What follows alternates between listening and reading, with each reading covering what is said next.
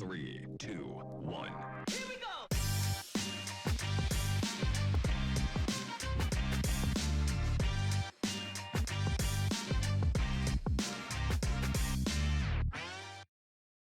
Ladies and gentlemen, welcome to this Thursday episode of We Talk. I'm Yolanda Nell, and today we are chilling at the Silver Spoon Hospitality Academy and talking to one inspiring chef, so do stay tuned. But first up, we have our news.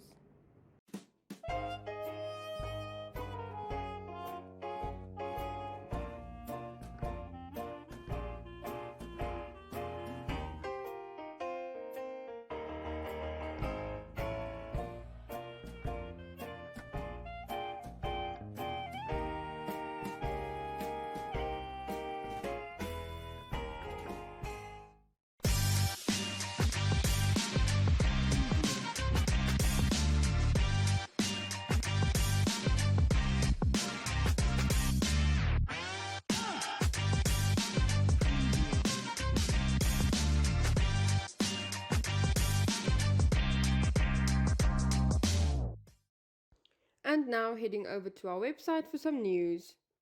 A council decision by the City of Windhoek in August 2011, in which it was instructed that all healthcare waste may only be dealt with at its facilities in the capital, is presented as the reason why a private hospital in Windhoek may not do away with waste at its own premises. The Lady Puhamba Private Hospital is now taking the City of Windhoek, the Environmental Commissioner, as well as the Attorney General to court. The hospital's general manager, Haneli Botha, said in her affidavit that the purpose of the court application is to set aside a decision by the City of Windhoek in November 2020.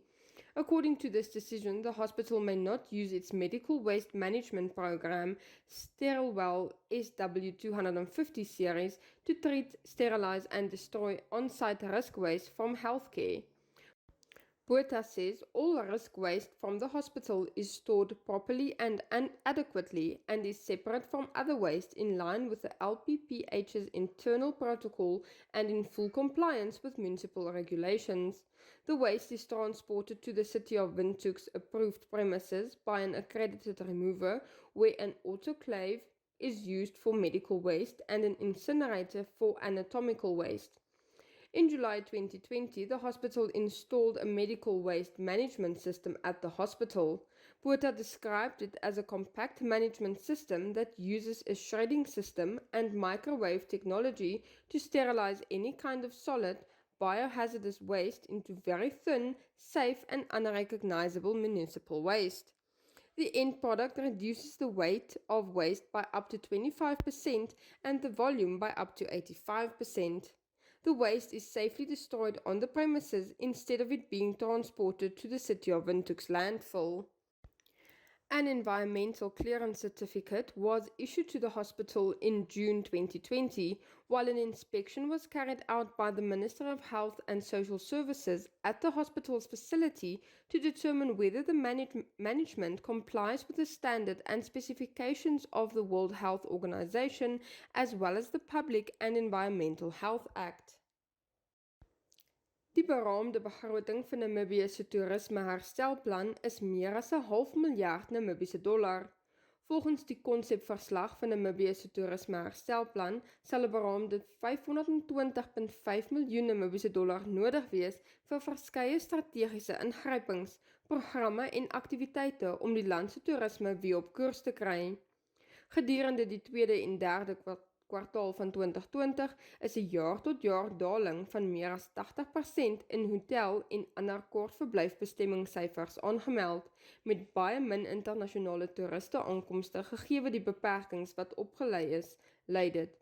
Daar was 'n afname van 89.4% in internasionale toeriste aankomste vanaf 1.59 miljoen in 2019 tot skaarse 170.000 in 2020. Daar is gesê dat meer as 1000 maatskappye aansoek gedoen het om finansiële bystand deur die stimuluspakket wat deur die regering aangebied is. Baie maatskappye het salarisse verminder en werknemers afgelê, terwyl ander vir likwidasies gekies het. Lydens die verslag het die sektor in Maart 2020 tot stilstand gekom. Met 'n stadige begin vanaf Julie verlede jaar en gedurende die 18 maande tydperk het ongeveer 100 toerismeondernemings tydelik of permanent gesluit. Daar was ook geskat dat meer as 1000 direkte werksgeleenthede verlede jaar verlore sou gaan, mits die herstel verder vertraag is weens reisbeperkings.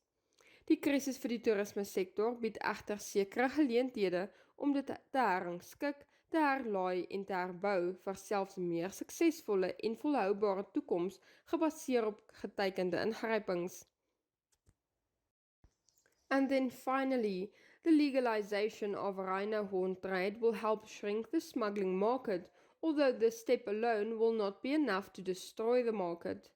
This is the findings of two Danish researchers from the University of Copenhagen. They have just published a peer-reviewed research article in the scientific journal Science Direct, in which they involve 345 consumers of rhino horns in Vietnam. However, consumers of the product have a strong preference for the horns of wild rhinos, which means that the legal market will have to constantly endure competition from a parallel smuggling market. Yet consumers prefer to buy the product legally. The extent to which rhino poaching will be combated through legal trade will depend on whether the legal market can provide wild horns, as well as whether campaigns can succeed in changing consumers' preference. The study shows that consumers do not look for rhinos that have been farmed, as with cattle or horses. They prefer and will also pay more for rhinos that occur in the wild or on private land, where they have to find their own water and food, although they may receive additional feed at certain times of the year. They believe wild rhino horns have better medicinal benefits, the researchers say. 1, 2, 3, woo! Come on, put your hands up, put your hands up, put your hands up high. Ooh, let me see your hands up, put your hands up, put your hands up high. Ooh, come on, put your hands up, put your hands up, put your hands up high. Ooh, let me see your hands up high.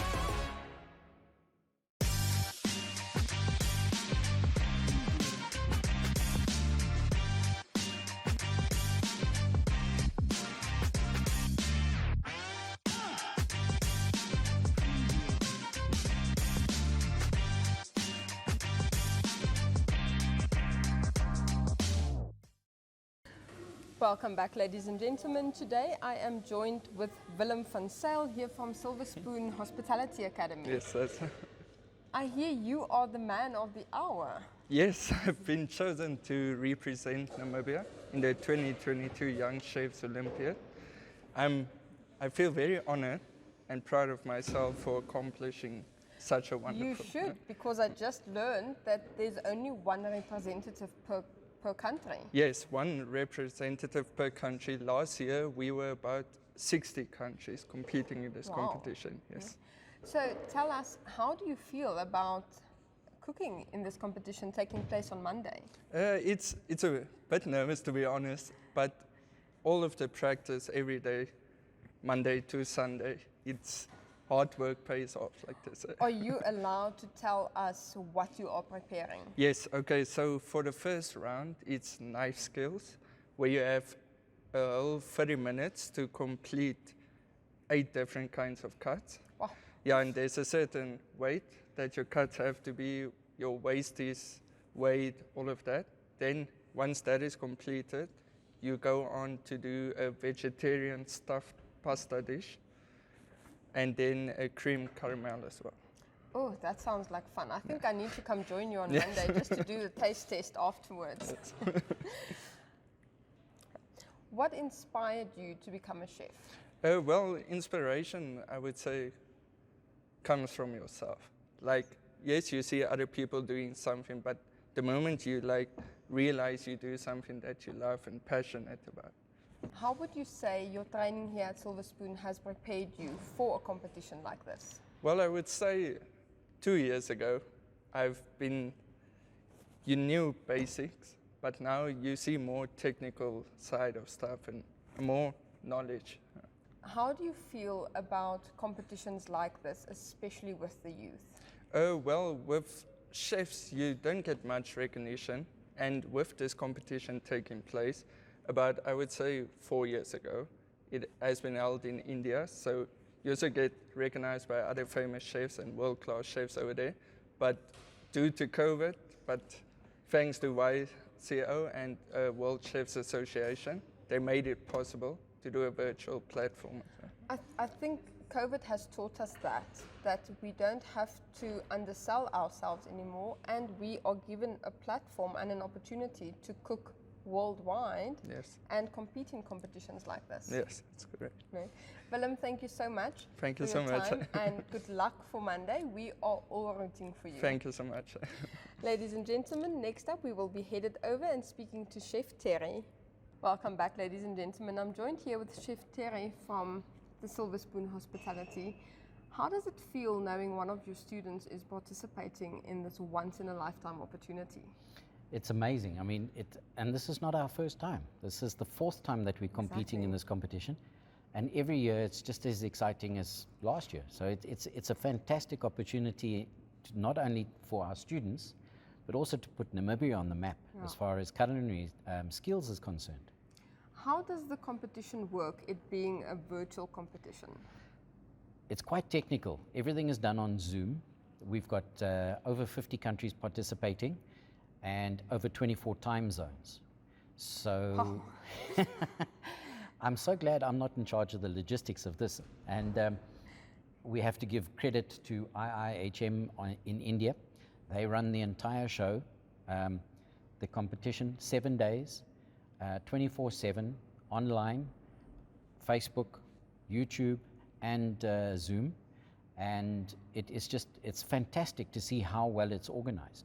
We've got local judges that will be tasting the dishes here that the students prepare, and they present feedback to a panel of international judges that will be observing throughout the competition what the participants are actually doing, their skills, their cooking methods.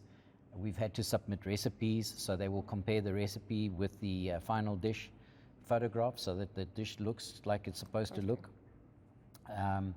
Nutritional values of the meals is also considered. So it's a lot. And it's been a huge build-up to this. A lot of documents that need to be submitted and information that needs to be passed on to the organizers. But it's a fantastic experience to be part of this. And this is the second year that we're having it on a virtual platform. And if it's anything like last year, it's going to be absolutely fantastic. I can imagine Willem has been in the kitchen for a very long time now, making sure his dishes are close to perfect. He is in every day, and he gets feedback from us every day. We taste every dish every day. I don't look like this because I don't like to eat, so we are giving it the best that we can. He has come leaps and bounds since he started with us, not only for the competition, but his whole training. And it's so inspiring to see how somebody can develop over a 2-year period. I'm pretty sure I know the answer to this question, but is Willem a worthy participant in this competition? Without a doubt.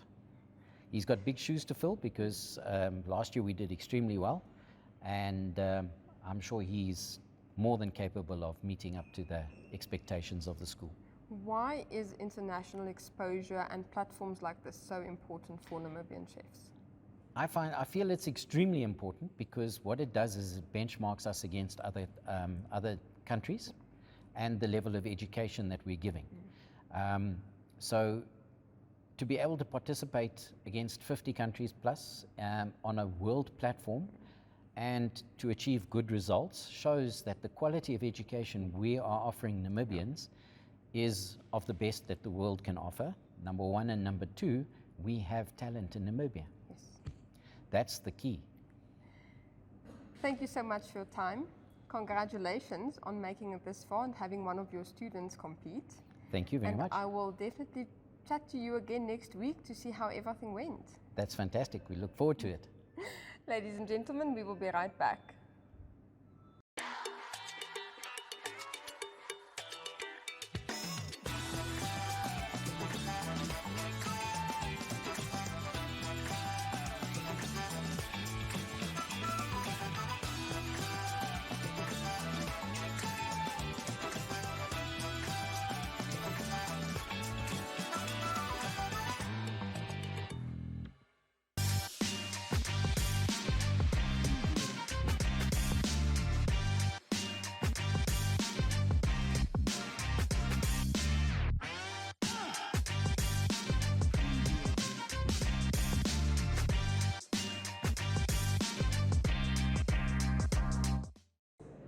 And for today's life hack, if you want to find out if your eggs are fresh, put them in water.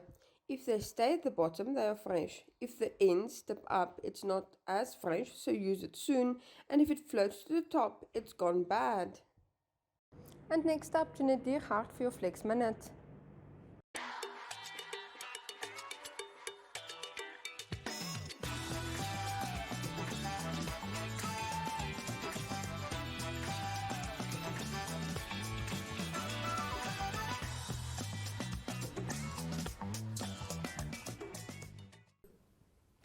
Hi everybody and welcome back to Flex. I'm Jeanette Diergaard, your presenter for Flex, and today we are still focusing on our abs because abs are important. I'm not saying you need a six-pack.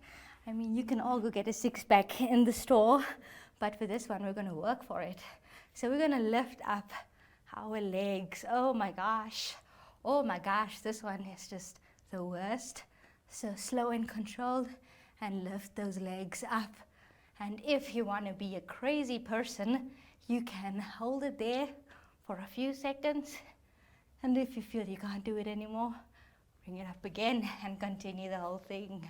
So your legs are actually the best weights that you can have around. You're carrying them around all day long, so why not use them for your exercises? And for the other one, we'll be doing a hollow hold. Okay, so hollow hold, lift up and hold. So you're like hollowing out that back. Keep that abs tight. You want it tight. And point your toes. Or don't point your toes, point your fingers to your toes and hold that. And if you do this a few times a day, every day, it will only be good for yourself. But always remember to keep that abs tight when you walk around. When you're doing your day-to-day activities, always try and keep that abs tight because it will also help with your posture. I will see you all next time.